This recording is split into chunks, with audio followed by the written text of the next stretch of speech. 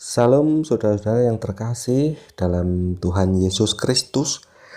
Pagi ini kita akan membahas tentang Hosea, kitab Hosea, di mana kita akan belajar bersama-sama. Semoga apa yang kita pelajari dapat membuat kita sebagai anak-anak Tuhan mengerti lebih lagi apa kehendak Tuhan dalam hidup kita.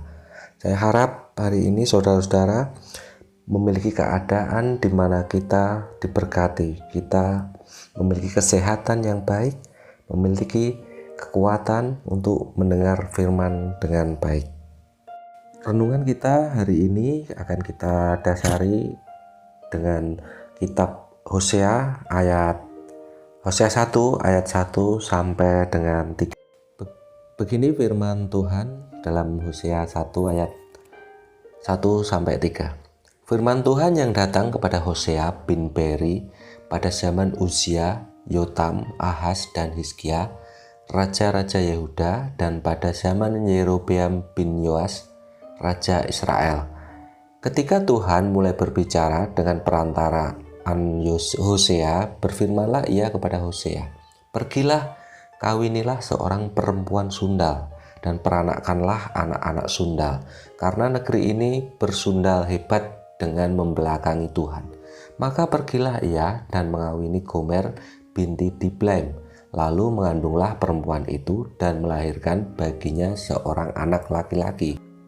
Baiklah saudara-saudara, renungan kali ini saya beri judul dengan menundukkan ego serta mengerti kehendak Allah. Membaca Hosea seringkali membuat saya bergidik ngeri, tidak masuk di akal. Sebagai lelaki, Hosea bersedia ketika Allah memanggilnya menjadi nabi. Tetapi ketika Allah memintanya menikahi perempuan sundal, Hosea ternyata manut saja atau patuh atau taat kepada Allah. Di mana logikanya? Adakah seorang pribadi yang bersedia menikahi pelacur? Ada, ternyata Hosea orangnya.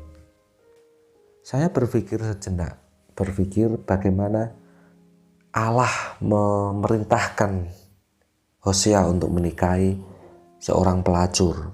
Apa yang ada di pikiran Allah saat itu? Mengapa Allah memakai sebuah pernikahan sebagai sarana mengingatkan dosa?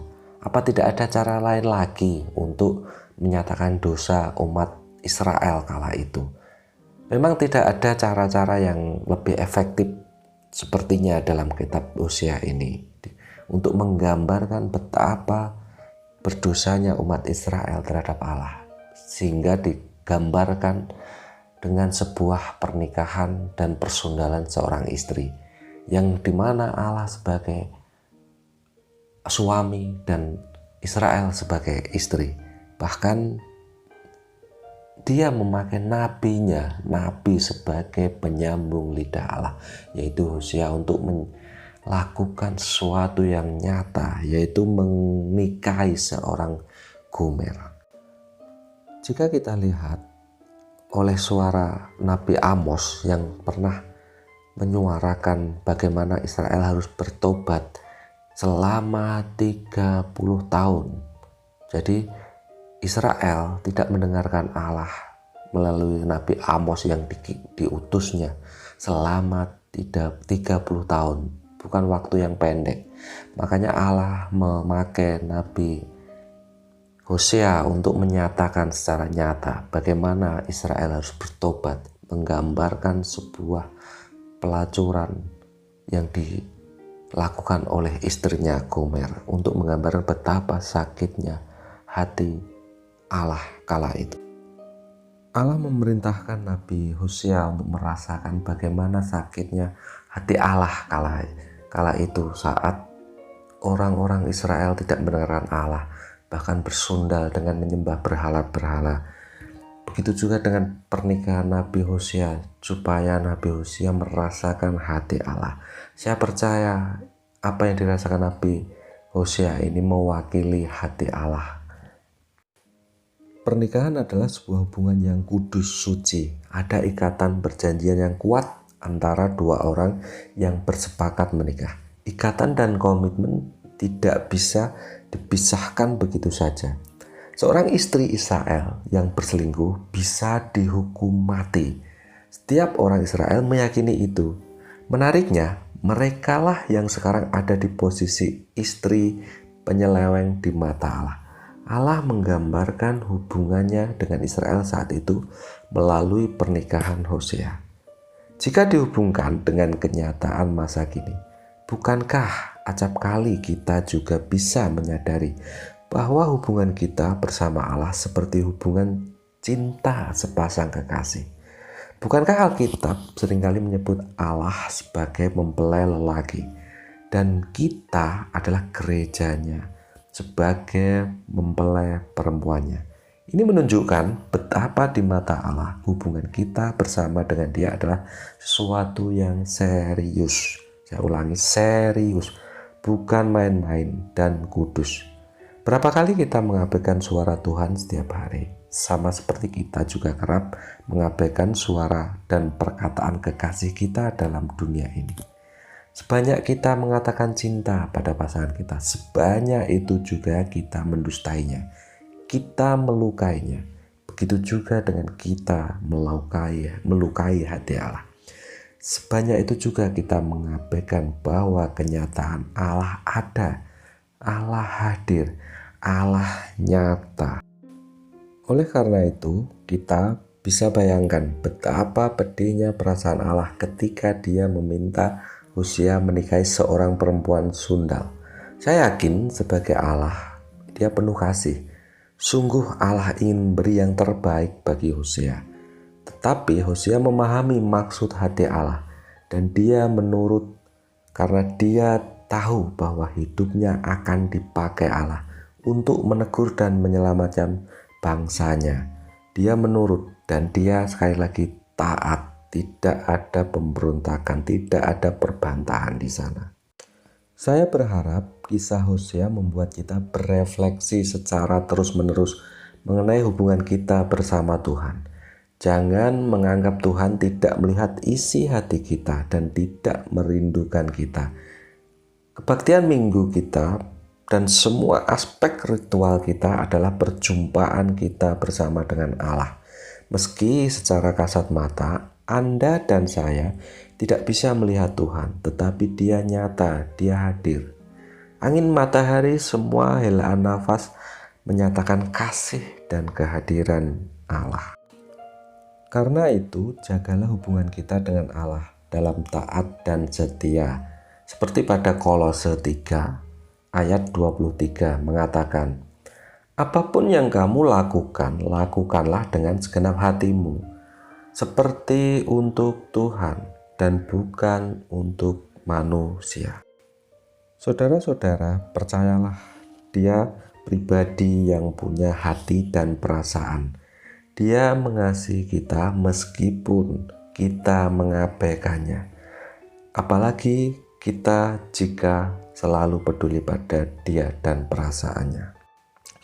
Jadi, jika Anda saat ini berpikir menganggap Tuhan absen dan tidak berkarya, cobalah mengikuti suara Roh Kudus dalam hati saudara. Dan jika apa yang Dia inginkan adalah agar Anda dan saya membuang ego kita, seperti Hosea membuang egonya, membuang keinginannya untuk menikahi Gomer karena mohonlah kekuatan darinya untuk taat. Mengabaikannya adalah sama dengan merusak cinta kasih mesra antara kita dan Allah. Dan seperti ketika kita bertengkar dengan pasangan kita, bertengkar dan bermusuhan dengan Allah, rasanya pedih sekali.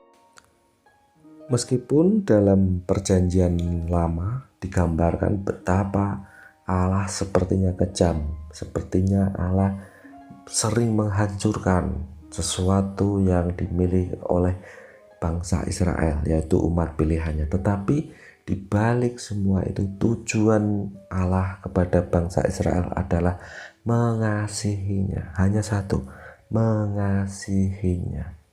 Dan Allah tercatat berulang kali mengampuni, berulang kali mengasihi, berulang kali memaafkan bangsa yang bebal ini. Bahkan saat penghancuran pun hati Allah terasa pedih. Tetapi apa boleh buat, itulah pilihan yang harus diambil oleh Allah. Jika kita renungkan, apa ada perselingkuhan yang tidak berbuahkan musibah atau petaka? Saya berani jawab tidak ada. Semua dosa yang kita lakukan dengan membohongi, mendustai, dan melukai kekasih kita akan berakhir luka dan bencana. Maka jadilah kekasih yang baik. Di akhir perjalanan pernikahan Hosea, Gomer istrinya datang kembali kepadanya setelah bersundal dengan lelaki lain, dan Hosea memaafkannya. Dia menerima Gomer apa adanya, bukan ada apanya. Dia menerima istrinya itu dengan segala kelebihan dan kekurangannya. Ketika istrinya bertobat dan kembali dalam keadaan hancur, Hosea menerimanya dengan cinta kasih. Demikian juga perasaan Allah kepada Israel dan kepada kita. Sebanyak apapun dosa kita, asal kita mau berhenti berbuat dosa dan membangun kembali hubungan dalam kesetiaan bersama dengan Allah, Allah akan menerima kita dalam keadaan apapun, sehancur apapun dan sedalam apapun kita jatuh. Itulah inspirasi di mana cinta kasih yang sejati, cinta kasih yang terinspirasi dari Allah sendiri. Karena cinta kasih manusia terbatas, kita perlu cinta kasih yang dari Allah untuk mengasihi pasangan kita, sesama kita. Demikian renungan kali ini. Semoga renungan kali ini membawa kita lebih lagi mengenal Allah, lebih lagi mengesampingkan ego kita, lebih lagi mengerti kehendak Allah, apa yang Dia kehendaki dalam hidup kita ini. Tuhan Yesus memberkati.